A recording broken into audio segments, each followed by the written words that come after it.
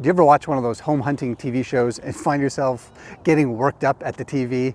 You know those shows where they take a couple and they tour 3 different houses, and then the suspense builds and they make a choice to choose the, I don't know, 2-story Tudor over the faux Victorian McMansion? Well, I always end up yelling at the TV screen like Grandpa when he watches CNN. No, don't pick that one. Because these people seem to be making the biggest financial choice of their lives without considering a major factor.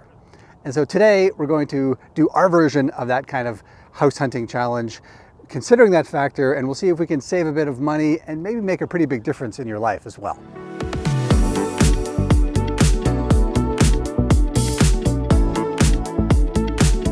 Hey everybody, I'm Tom and this is Shifter, a channel about urban cycling, bike commuting, and the ways we get around our cities. And today is a Shifter Big Story presented by Reese and Mueller. Now we're always doing stories about cycling in cities. Big stories, however, are the biggest, deepest, broadest dives into the biggest issues around cities and transportation.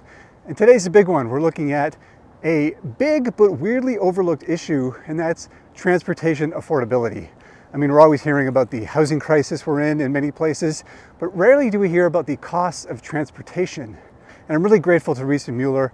Without their sponsorship, we wouldn't be able to make this video. These videos take a lot of time and energy and resources, so I'm really grateful to them.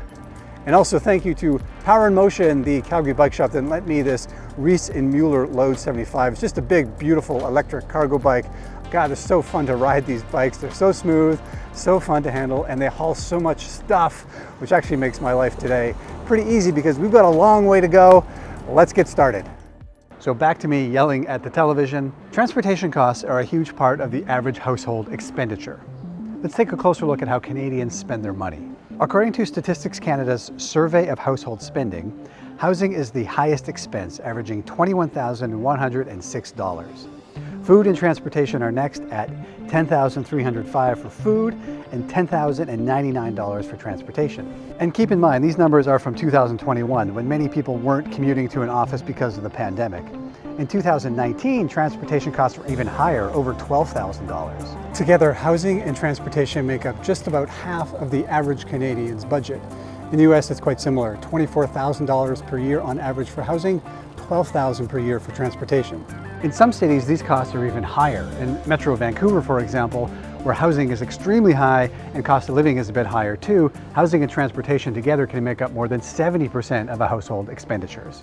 But these real estate reality TV shows, along with a lot of the conversation in our cities, tends to focus a lot on housing prices and not a lot on transportation costs, even though many of our cities around the world are in the midst of a crisis of housing costs. So here's what we're doing today. Inspired by those house hunting TV shows, I'm going to look at 3 different properties, and instead of just looking at housing price, I'm also going to factor in transportation costs and see how that affects like the overall lifestyle budget for that place. So I went onto this website called MLS, which is similar to Zillow in the US, that lists all the homes for sale here in Calgary. And I found 3 very different homes, but all priced similarly, so we can sort of just eliminate costs as a factor and look at everything else. Make sense? All right, let's get going.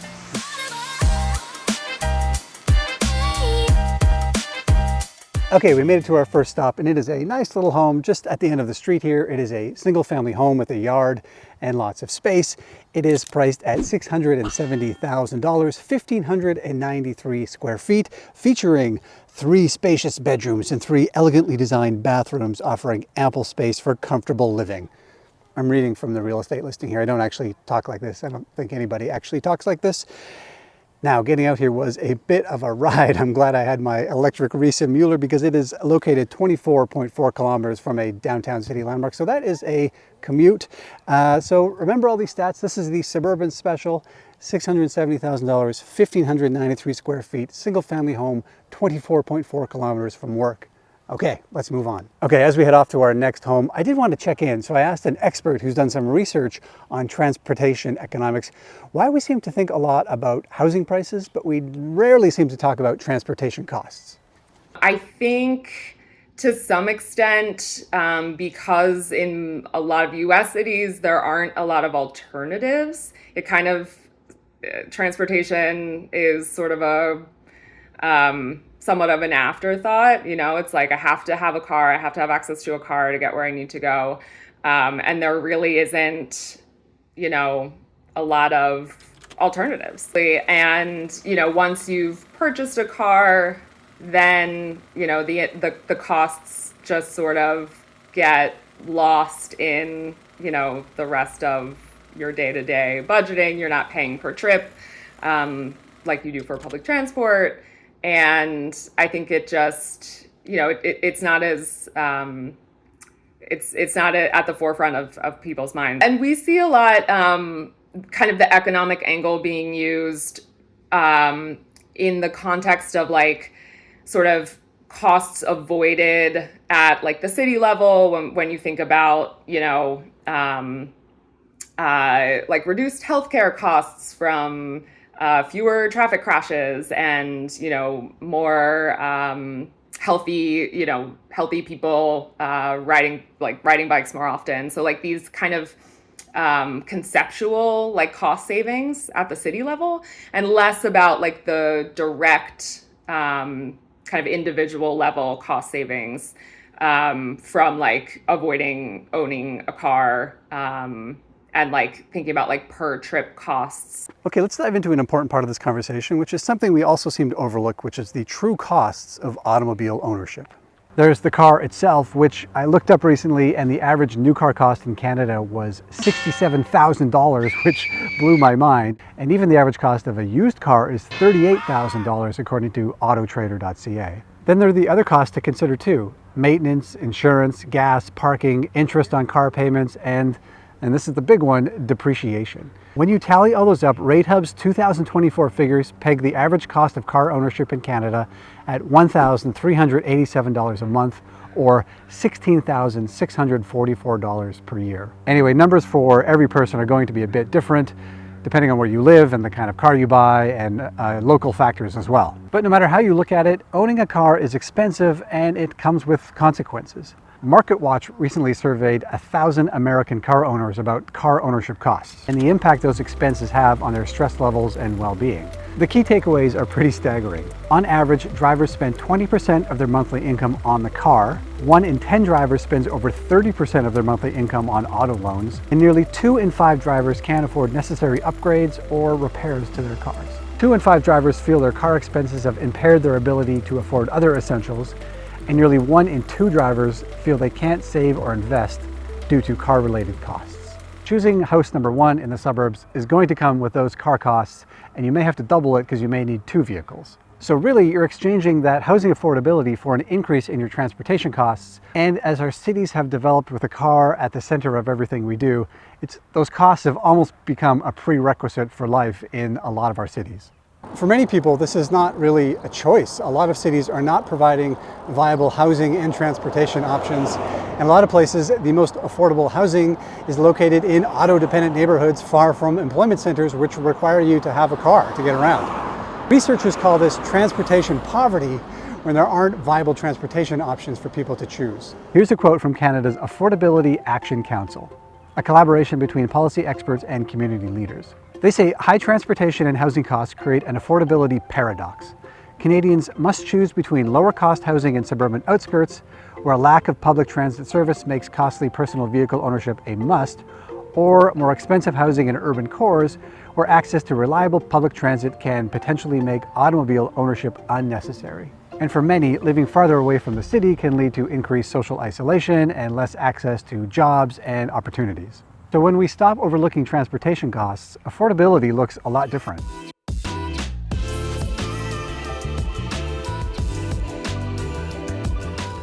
So we have arrived at house number 2. We will call this the Magnificent Middle. This is a condo, not a single family home, so it's a little bit smaller at 1,262 square feet, and it's listed at $649,000. So a little bit smaller, a little bit less expensive than the last one, but still in the same ballpark, and they're of a similar age. I tried to pick homes of a similar age so that there was a fair comparison. Also, there's lots of nice open space around here still, and if you step inside, you will be greeted with over 9-foot tall ceilings and beautiful vinyl flooring throughout. The open concept floor plan flows seamlessly from the kitchen into the dining areas and the great living room.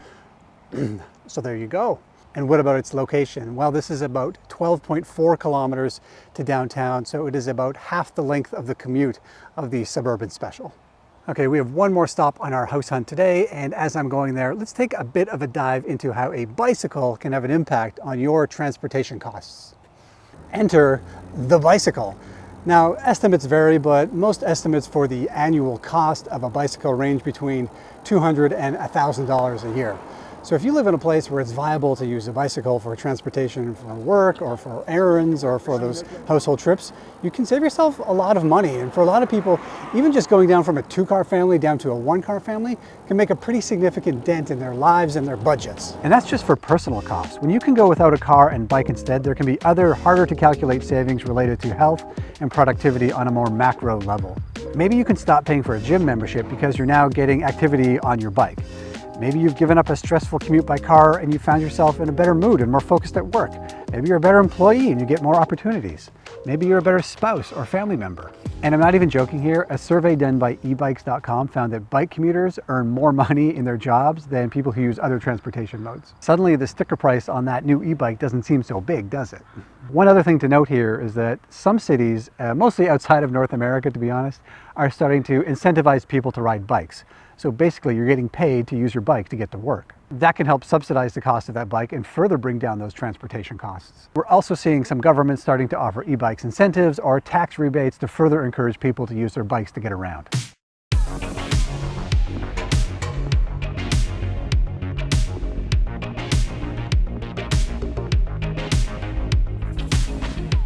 Okay, this is our last one. This is our last stop. It's that building right behind me. We'll call this one the Downtown Delight.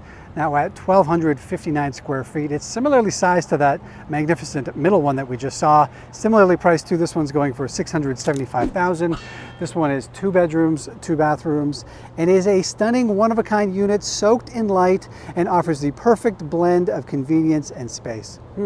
What's really different here is its proximity. This is 1.9 kilometers to work, so a really easy bike ride, really easy walking commute for that matter too. And I should say there's all kinds of stuff around here. There's a park right there, restaurants, coffee shops, proximity to pretty much anything you could need, I would say. Before we start comparing transportation costs on these 3 homes that we've hunted, we're going to look at one more thing that isn't cost on us as individuals, but costs on cities and society. No matter how you get around, it's going to have a cost on your city. I think most people understand that these costs to build roads and sidewalks and bike lanes are different from each other, but I think what's often overlooked are the other costs that come to support these modes. Like, think about the costs that are incurred to build an automobile-dependent new neighborhood.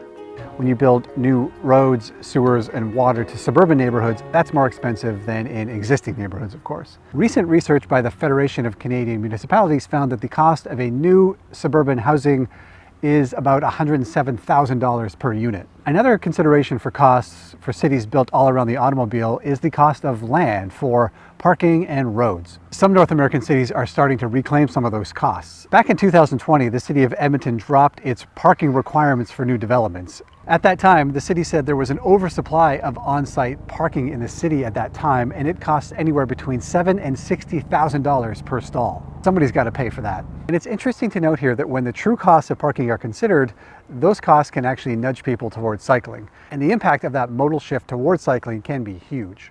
A 2015 report found that if the number of global bike trips increased from 7% of trips to 23% of trips, we would save $25 trillion US. Of course, there's also a cost of bike infrastructure, but it's nowhere near the cost of what car infrastructure can cost. The Victoria Transport Policy Institute says that urban automobile travel typically imposes more than 10 times the infrastructure, crash, and environmental costs as bicycle travel. I don't want to get too deep into the climate change impacts or the greenhouse gas emissions of bike commuting because we've covered that in another video. But consider this, researchers in the Netherlands have quantified population-level health benefits and found that cycling prevents about 6,500 deaths each year and adds half a year to life expectancy. That translates into a full 3% of the Dutch GDP. When you consider all of these costs, you can start to understand why more and more cities are pushing people to ride their bikes more and urging denser developments in existing neighborhoods. In fact, Canada's Task Force for Housing and Climate recently issued a report and said that the most important factor in delivering affordable, climate-resilient, sustainable homes is where they're built. Again and again, research shows that when cities invest in bike infrastructure, it pays off in so many ways for the city, for society, and for ourselves. All right, we made it. Now, are you ready to get mathy? Let's do some math. So, to compare the transportation costs of our 3 properties, we're going to use the City of Calgary's travel cost calculator that looks not only at the personal cost to all the transportation modes, but also the cost to the city and to society in general. That includes costs to build and maintain the infrastructure, the cost of collisions, the costs on the healthcare system, and even the environmental costs and the health benefits of certain transportation modes. So it's pretty comprehensive. Okay, first up is the Suburban Special. Now, taking into account all of the costs, a commute from the Suburban Special will cost you every day on a bike, 49 cents, by transit, $20.98, and by car, $56.61. Remember, these are both personal costs and the cost that the city and society has to pay to enable this transportation mode for you. Now, think about that over the course of a year. That means a bike is $178, transit $7,659, and the car $20,661. Remember, per day, this isn't just a one-way commute, this is both ways. So that Suburban Special wasn't 24.4 kilometers, it was double that. Now, Magnificent Middle daily, the bike, 26 cents, transit, $11.01, car, $29.93 per day to travel those 12 kilometers. Annually, that works out to the bike, $64.17, transit, $4,049, and the car, $10,923. So quite a difference even just by cutting your commute in half there. Okay, and now the Downtown Delight, the daily cost for that on the bike, 2 cents. Transit, $1.03, and by car, $2.78. If you work that out over the year, that means the bike would cost you $8.76, transit would cost you $376.68, and a car would cost you $1,016.16. Remember, that's the costs to both yourself and to the city and society to enable that transportation mode. Now, given that each of those properties was relatively similarly priced, as a piece of real estate, when you look at the transportation costs, doesn't this kind of change the dynamic a little bit? Doesn't it change sort of the overall value of each of those places? Like, let's say you live out in that Suburban Special over 10 years and you need a car to get to work and there weren't that many amenities around there, so you need a car to get around. Over 10 years, that's going to cost you more than $200,000. And that's for one car. If you're a 2-car family, you might have to double that. So that's a pretty significant expense.